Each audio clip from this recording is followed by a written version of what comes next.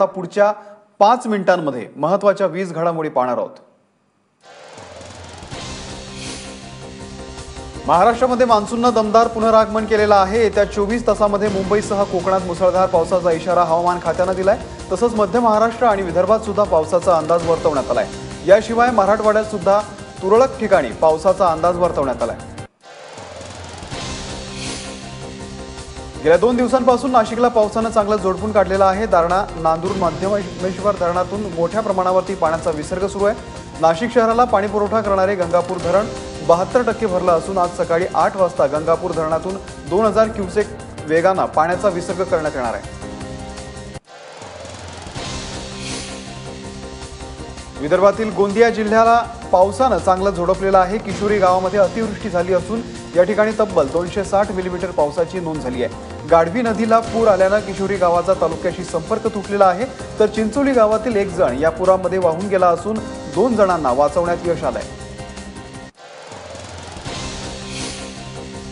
अहमदनगर किंवा माळशेज घाट मार्गे गावी जायचं असेल विचार करत असाल तर जरा थांबा, कारण माळशेज आज वाहतुकीसाठी बंद असेल अशी माहिती टोकावडे पोलीस निरीक्षक धनंजय मोरे यांनी दिली आहे। कोणत्याच क्षणी दरड पडण्याची शक्यता असल्यामुळे हा निर्णय घेण्यात आल्याचं पोलिसांचं म्हणणं आहे।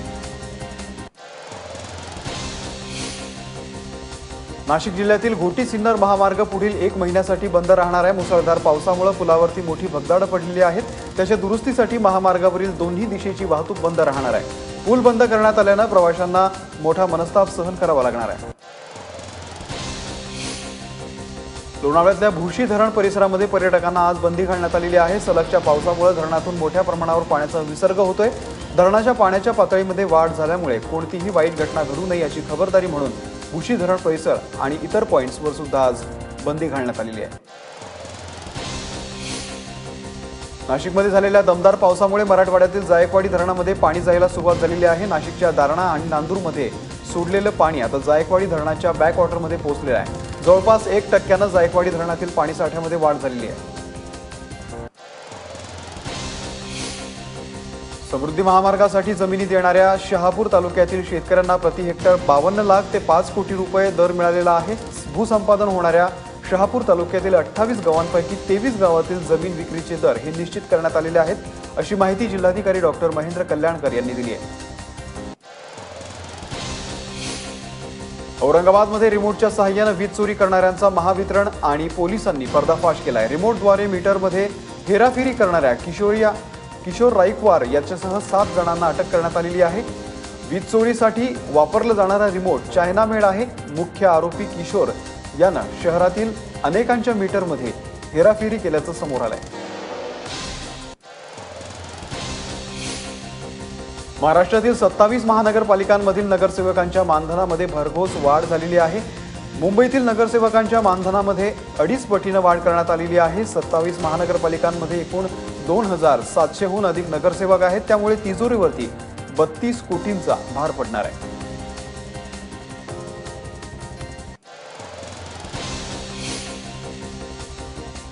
यूपीएच्या राष्ट्रीय स्वयंसेवक संघाचे सरसंघचालक मोहन भागवत यांना दहशतवादी ठरवण्याचा डाव होता आणि त्यासाठी खुद्द गृह मंत्रालय आणि काही विशिष्ट मंत्र्यांचा NIA अर्थात राष्ट्रीय तपास यंत्रणेवरती दबाव होता, अशी धक्कादायक माहिती समोर आलेली आहे। टाइम्स नाव या इंग्रजी वृत्तवाहिनीने त्या संदर्भामध्ये वृत्त दिलंय।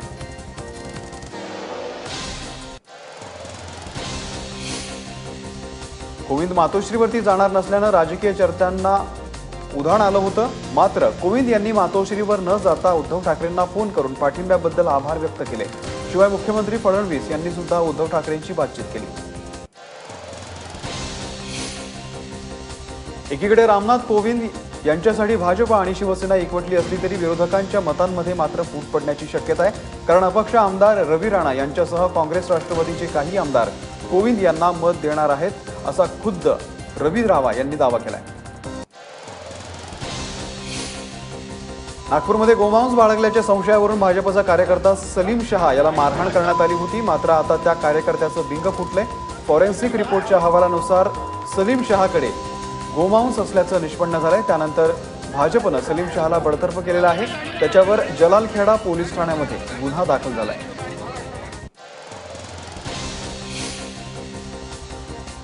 नितीश कुमारांनी बिहारचे उपमुख्यमंत्री तेजस्वी यादव यांचा राजीनामा मागितलेला आहे। तेजस्वी यादव यांनी राजीनामा दिला नाही तर त्यांना बडतर्फ करण्याचा इशारा सुद्धा नितीश कुमार यांनी दिलाय। गेल्या काही दिवसांपासून नितीश कुमार आणि लालू प्रसाद यादव यांच्यातलं बोलणं सुद्धा बंद झालेलं आहे।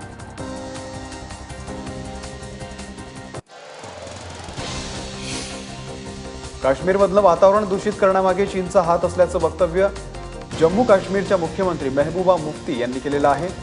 नवी दिल्लीमध्ये महबूबा मुफ्ती आणि गृह मंत्रालयाची बैठक झाली, यानंतर मुफ्ती यांनी ही प्रतिक्रिया दिली आहे।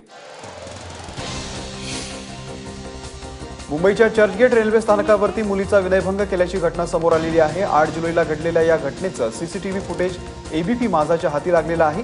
यावेळी अश्लील वर्तन करून हा मुलगा पळ काढत होता, मात्र पीडित मुलीनं या मुलाचा पाठलाग करून त्याला पोलिसांच्या ताब्यात दिलं। परदेशात हवामान खातं अचूक अंदाज देतं, पण आपल्या हवामान खात्याचे अंदाज का चुकतायत असा सवाल माजी उपमुख्यमंत्री अजित पवार यांनी विचारलेला आहे। ते नाशिकमध्ये बोलत होते। बीड जिल्ह्यातील माजलगावच्या शेतकऱ्यांनी हवामान विभागाविरोधात तक्रार केली होती, त्या पार्श्वभूमीवरती अजित पवार बोलत होते। गंगाखेड शुगर्स फॅक्टरी घोटाळा प्रकरणामध्ये मुख्यमंत्री कार्यालयातून दबाव येत असल्याचा आरोप आमदार मधुसूदन केंद्रे यांनी केलेला आहे। रत्नाकर गुट्टे यांनी शेतकऱ्यांच्या नावे परस्पर कर्ज उचलल्याचा हा आरोप आहे।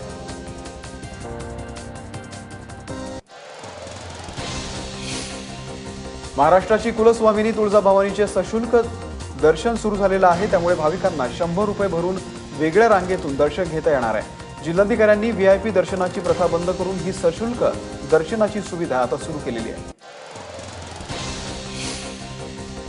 आज कारगिलमध्ये पहिली आंतरराष्ट्रीय मॅरेथॉन स्पर्धा पार पडणार आहे आणि त्यासाठीची तयारी जवळ आता पूर्ण झालेली आहे। एकीकडे काश्मीर खोरं अशांततेनं धुमसतंय, त्यामुळे अशांत काश्मीरला पुन्हा मुख्य प्रवाहामध्ये आणण्याच्या पुण्यातल्या सरहद संस्थेनं पुढाकार घेऊन मॅरेथॉन स्पर्धेचं आयोजन केलंय।